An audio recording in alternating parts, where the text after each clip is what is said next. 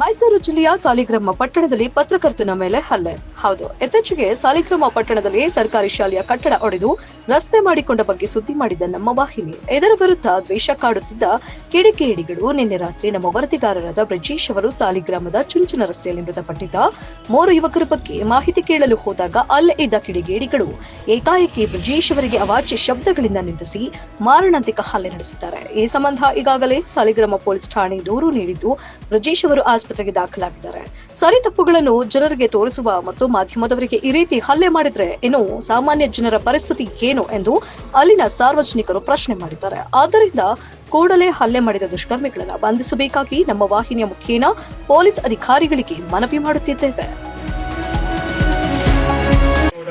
ಸಾಲಿಗ್ರಾಮದಲ್ಲಿ ಮುಸ್ಲಿಮ್ಸರು ಉದ್ದೇಶಪೂರ್ವಕವಾಗಿ ಈ ಸ್ಕೂಲಿನ ವಿಚಾರವನ್ನು ಇಟ್ಕೊಂಡು ಇಂದು ಶಕೀಲ್ ಅಹ್ಮದ್ ಅವರ ಇಬ್ಬರು ಮಕ್ಕಳು ದತ್ತಾಗಿರೋ ಅಂತೇಳಿ ನಾವು ಸುದ್ದಿ ಮಾಡೋಕ್ಕಂಥ ಸಂದರ್ಭದಲ್ಲಿ ಉದ್ದೇಶಪೂರ್ವಕವಾಗಿ ಮುಸ್ಲಿಮ್ಸ್ ಬಾಂಧವರು ಹುಡುಗರುಗಳು ಸೇರಿಕೊಂಡು ನಮ್ಮ ಮಾಧ್ಯಮದ ಮೇಲೆ ಹಲ್ಲೆ ಮಾಡಿದ್ದಾರೆ.